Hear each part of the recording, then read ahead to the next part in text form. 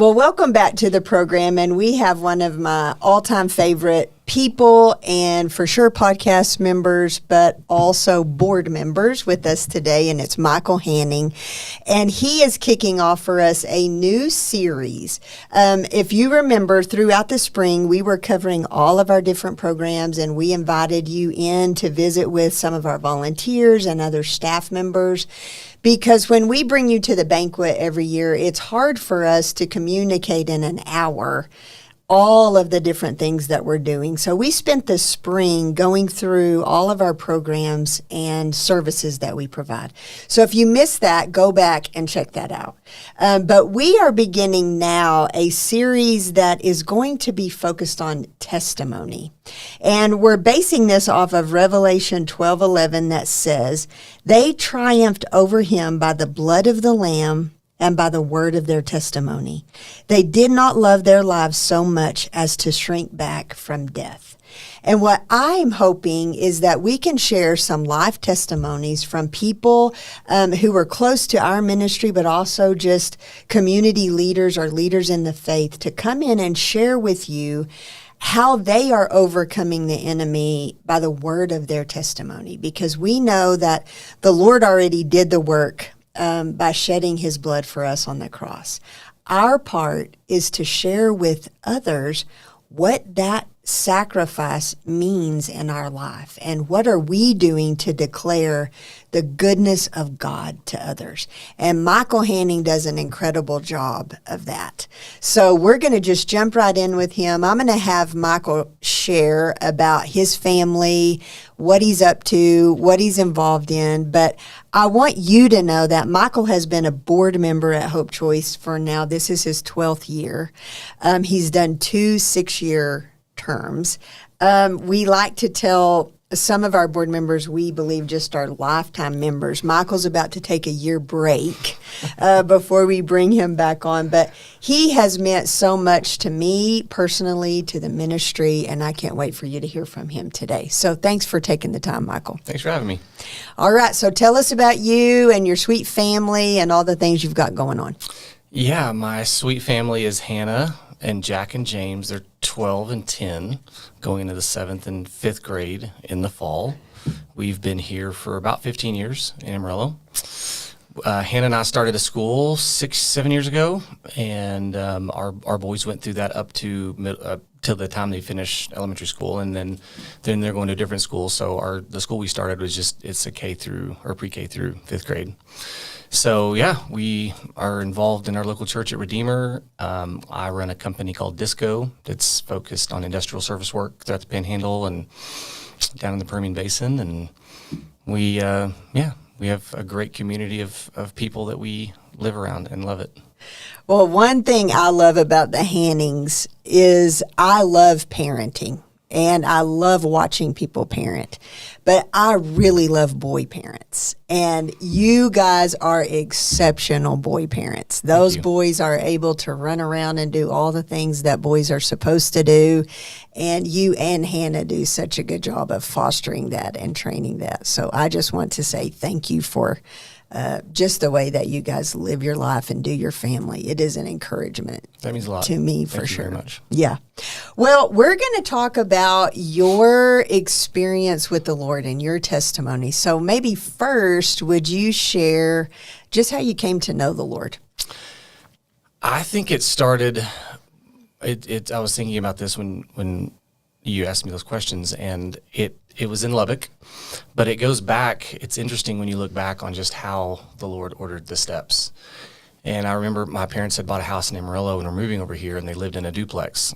And I was going through kind of a tough time, and my dad, one time I was sitting in this tiny little kitchen table that they had, and he just said, "I think it's time for you to make a change. You need to get out of here." I was going to WT. I really didn't want to be here.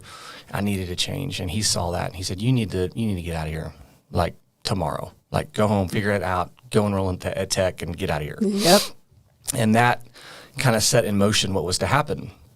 When I moved down to Lubbock, I went to, kind of get involved in school, and I made some friends, but I also had some friends I had grown up with. I grew up in Borger, and I had some friends I grew up with, and very quickly without mentorship, leadership, you just kind of fall to the lowest, common denominator. Yeah. And so I just would say I was the absolute epitome of the average college student at Texas Tech, partying, hanging out. School was kind of a nuisance, kind of something I had to do. Yeah. Kind of got in the way of everything else. And I needed to get a job. And so my dad had a friend of his that owned like a tire shop or something, and it didn't work out. And so I needed to find a job, and I ended up calling the first number that I found in the University Daily. And the guy called me back that night, and I'll never forget it. I was at a house, this huge party at this house, and I didn't know the number, so I was answering the phone. I couldn't hear him because it was so loud and all this music, and I'd make my way outside. And he asked me a few questions and just hired me over the phone and said, this is probably like a Friday night. And he's like, hey, can you start on Monday? And I said, sure. So I was a painter's helper, so I went to work for Gail Witten. Still call him Mr. Witten to this day. And Mr. Witten is just a ball of joy. He was probably in his early 60s at this time. He was a teacher forever. He retired. He loved painting, and he had connections with all these builders, so he'd go in and remodel and repaint houses. And so I just started working for him, and he was just a ball of joy and just so much fun. I just enjoyed being around him. And I don't remember when it was, but probably 2 months in or something, he said, hey, and he would listen to Christian music, which I'd never heard before. This is 20 years ago. So, I mean, I think it was like Darlene Check and the original. Petra. Yes. Yeah, that was my time. You were a little more. And I noticed that. That was different. Never heard that before. But he eventually asked me, he said, hey, do you go to church? And I said, no. And he said, I don't remember how the conversation happened, but I had grown up going to an Episcopal church.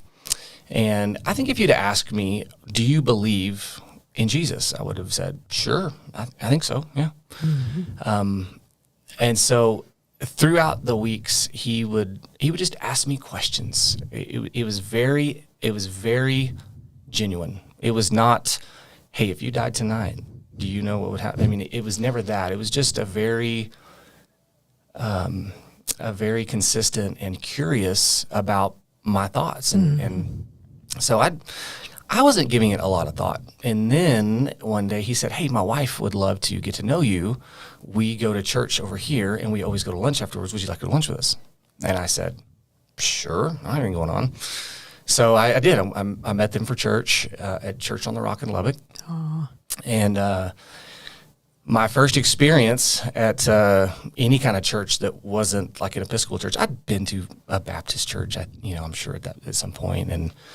But walk in, and there's a band on stage. That was new to me. There was a lady in a purple dress waving a flag at the front, which I didn't know any different. Yeah. I was kind of cool. These guys are excited. That's cool. Didn't know what I didn't know. Right. And so we have church. I thought it was kind of cool. I didn't know. But the Wittens had a Sunday school class that they had afterwards.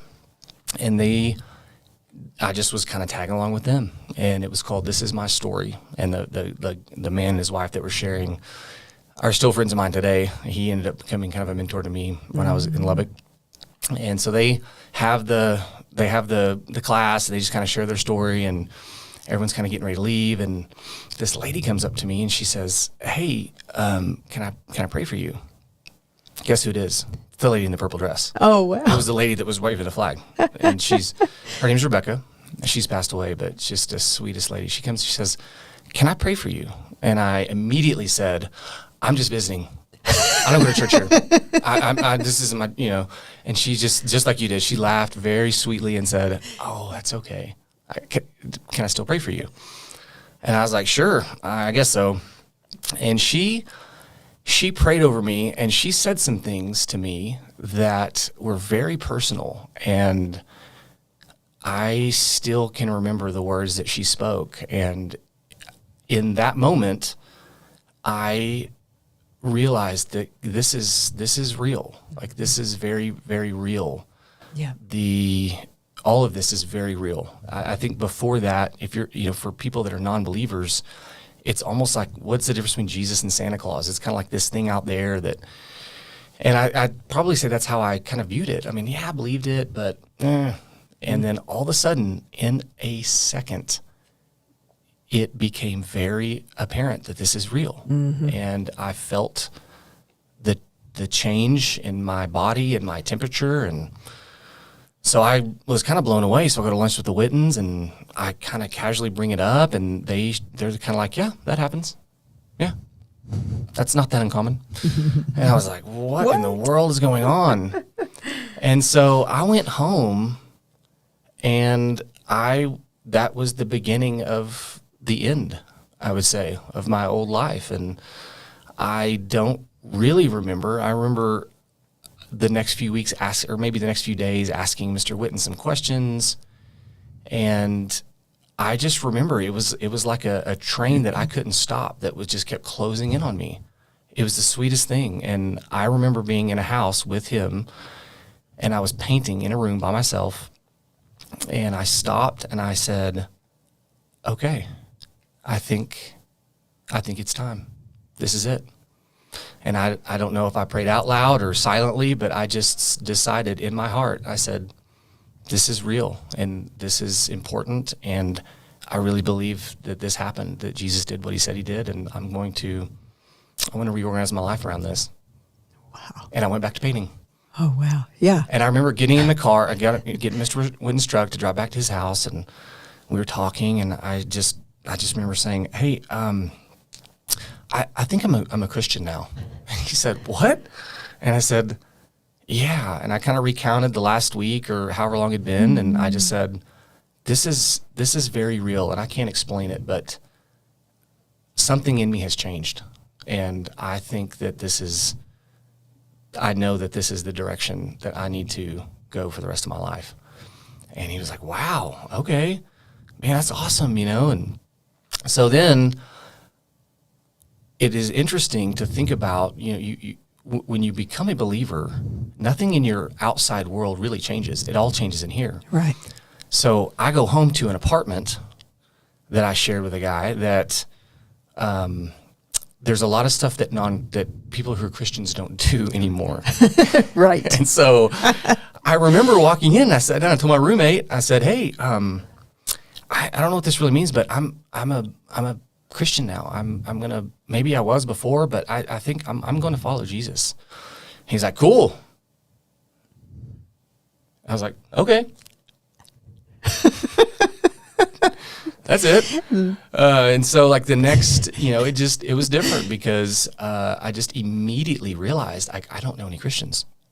I don't have any friends that are doing this. And so maybe a few days later, I talked to Mr. Witten. I said, hey, is there someone I can talk to at the church? Like, is there other college students? He said, yeah, you know what, there is. Let me introduce you to this guy. And so within a week, I was kind of plugged in with, I'm still friends with him today, Josh Allen in Lubbock. Him and his wife, Paige, were the college pastors. And sure enough, there's 15, 20 other believers at this church that are at Tech. They go to Tech. And so within about 2 weeks, I had completely flipped into a whole new group of friends. What is crazy is what happened. The lease on our apartment was coming up that I was living in. And we were set to go move in with a guy in Lubbock. He was an older guy. He was probably 25, 30, somewhere in there. And immediately I had the first time I felt the Lord, like I was getting sick to my stomach about this move. Like, this is not right. It's not good. And so I was telling my buddy, who's a close friend of mine, I just said, I'm not moving in with you. And his name was Chris, that guy. And I said, I don't know what I'm going to do, but I'm not moving with him. And also, my parents thought I'd maybe joined a cult because things had changed very fast. Yes.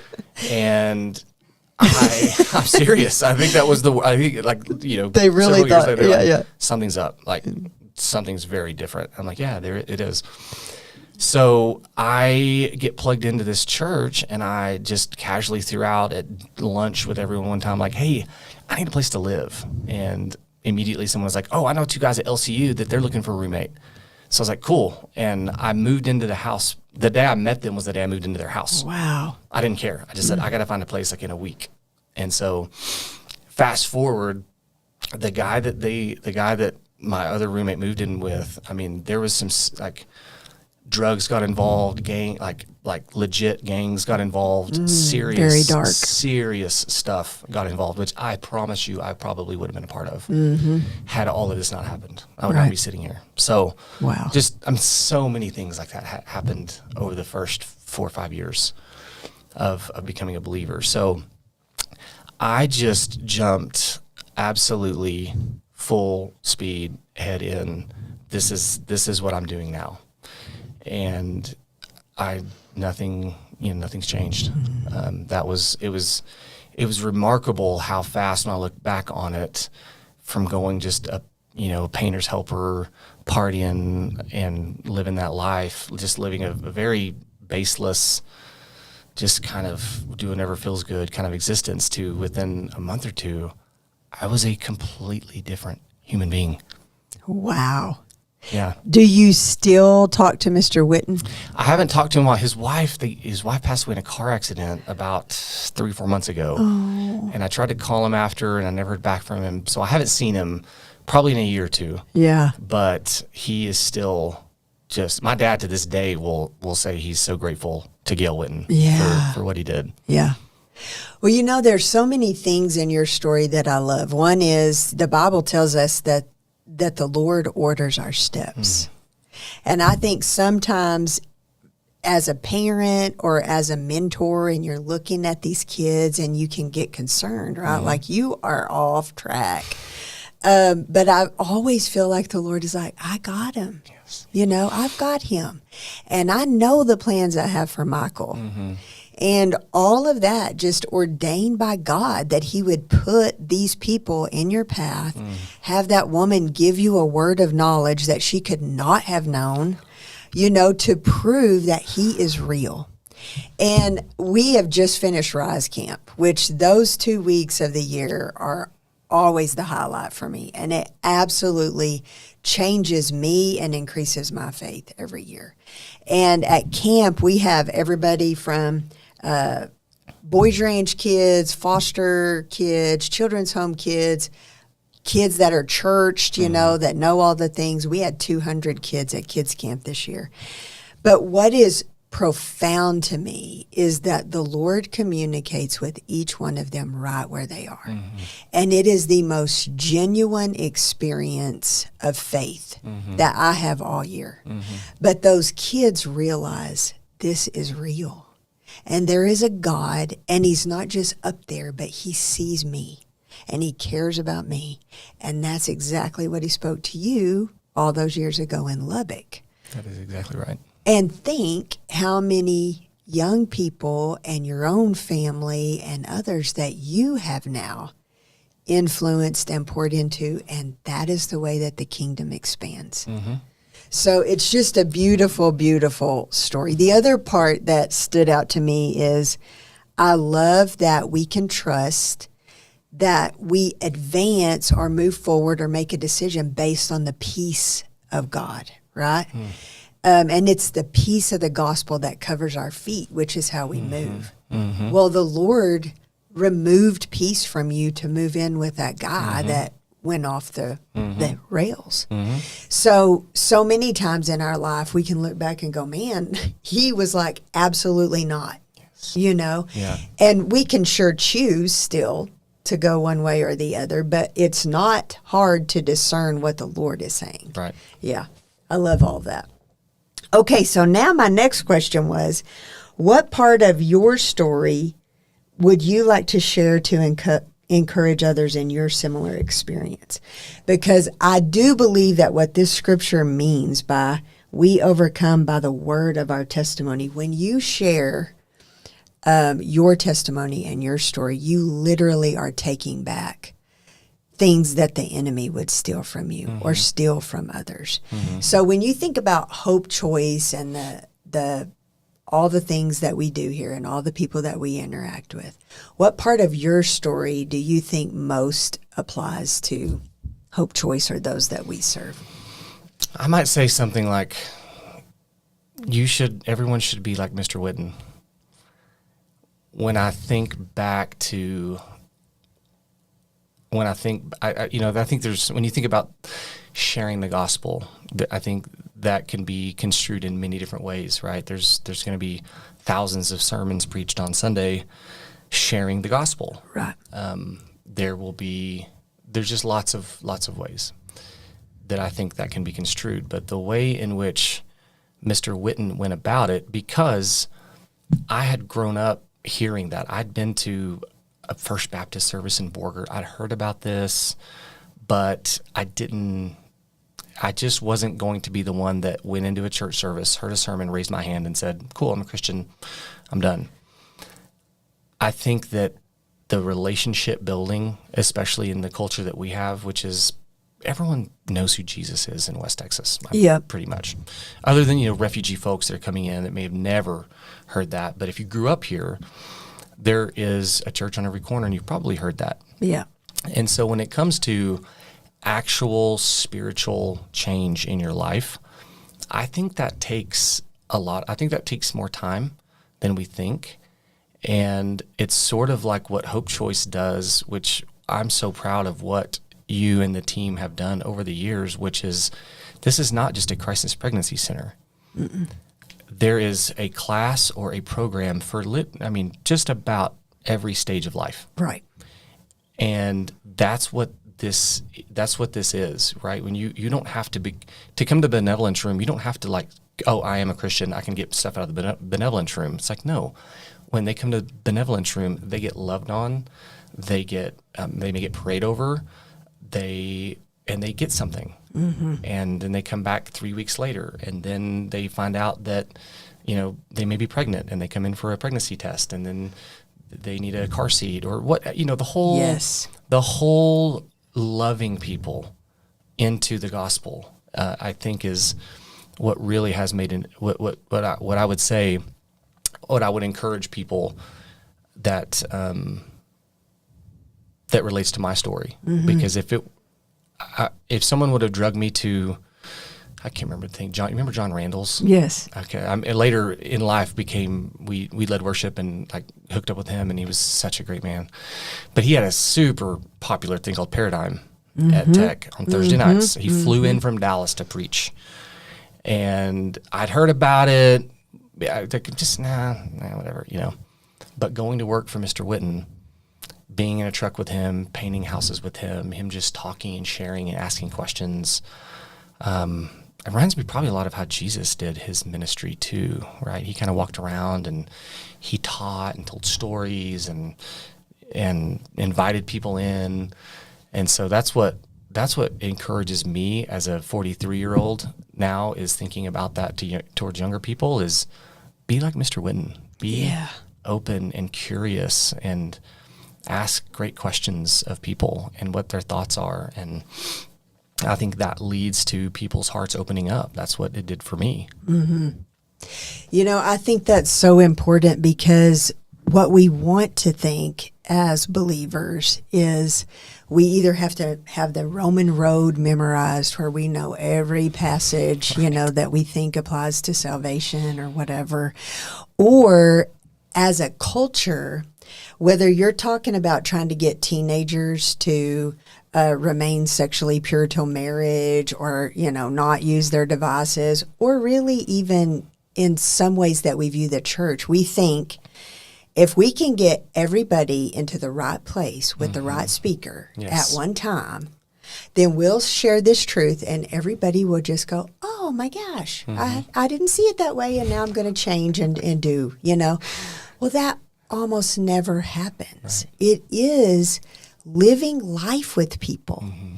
And you don't have to know all about the Roman road. This scripture says that you overcome by the word of your testimony. Mm-hmm. Just being willing to say, I don't have all the answers. I don't know all the theology, but what I know is this guy, Jesus, this is what he's meant in my life, and how he's changed my life. And that's what encourages people to go, you know what? If he could do that for Michael, maybe he could do that for me. And so all of us are called to share the word of our testimony. I can't not talk about parenting a little bit. You mentioned that earlier. I think that one of the things that I don't know how it relates to my story or not, but we can't outsource the gospel to our kids through church. No. And I think that's just something that needs to be said and talked about more and more.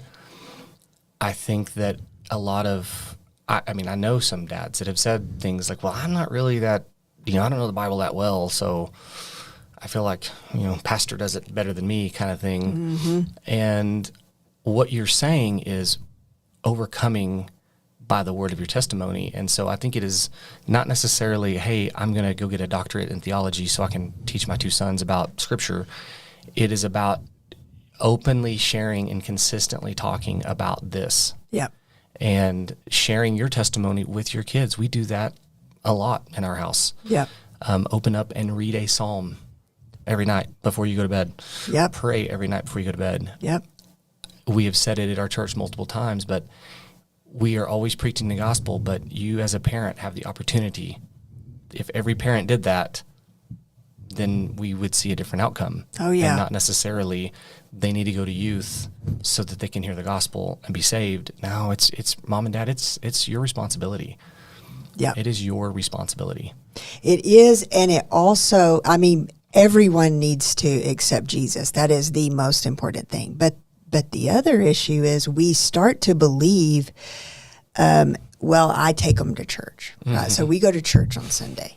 Well, what you really, if that's what you as a family, your faith journey is, we go to church, then you are teaching your children to compartmentalize their faith. That's right. I live faith at church, and I live any way I want to the rest of the week. That's and right. That is what is consuming our culture right now. I 100% agree. But my faith is every day. When you don't know how to deal with a difficult teacher at school, we're going to go to the Word. We're going to talk about it. We're going to pray about it. And I'm going to send you to school with a plan on how you're going to deal with that teacher or whatever the issue is. It isn't, we're going to wait till Sunday and see if the pastor says something that applies to this issue, right? But that's how parents want to approach it. And you're right. It is your responsibility as parents to train up your child in the way that they should go. And church is not going to be enough to do that. It's just not. No, I had a church emailed me some things because we've been in the, acting in the parenting thing. And this church wanted to do like a family, like equipping thing. And they asked me what I thought. It was like a Saturday, several hours broken up into like technology and all this stuff. And I said, hey, I think what you're doing is great, but I think we need to maybe pour into the parents more to go do this at home. Yes. Like we need to get out of the mindset of you got to come to church to be able to, check that box or whatever. Right. The local church is so important. And, the tribe of Christians is, I would not be here if it weren't for that church and the college ministry of 15 or 20 people. It wasn't a huge college ministry, but when you're a new believer, there is just nothing more important than being able to surround yourself with those people. Right. And so the local church is vitally important. Absolutely. But at the same time, if you've been a believer for 20 years and you're raising a family, we can't just say the church, that's our thing. You have to take some ownership of it. I deeply believe that. Absolutely. Absolutely. And that is very applicable to Hope Choice. And, the thing about Hope Choice is 90% of the people that we have the opportunity to serve are not walking into First Baptist Church on Sunday. Right. They don't even know the first step to that. And they feel insecure about doing that. But when they come here, they experience the church through all of the different volunteers and staff members for the body at large come here to love them. Yes. And to share their story. And a few steps down the road, they may show up at First Baptist Church or the church at Bushland or redeemer. And then we can pass the baton. Now you guys continue to run and equip them. But it is truly about living your faith, sharing your story to overcome with everybody that you encounter in your life. And that is how the gospel is shared. So I just want to thank you, Michael, for the impact that you have on Hope Choice, the impact that you have on the culture with Acton and the way that you're raising your family. You're just an encouragement to me. I have loved watching your family grow up. I cannot believe we're in 7th and 5th grade. But I am so excited, not only for the mark that you and Hannah leave, but James and Jack too. And it's just beautiful. So thank you. I hope you're not off the hook yet, but this fall you'll get to take a break. But I just appreciate so much your prayers and your friendship and just your story. So thanks for joining us today. Thanks for having me, Candy. All right. Thank you. We'll see you next time.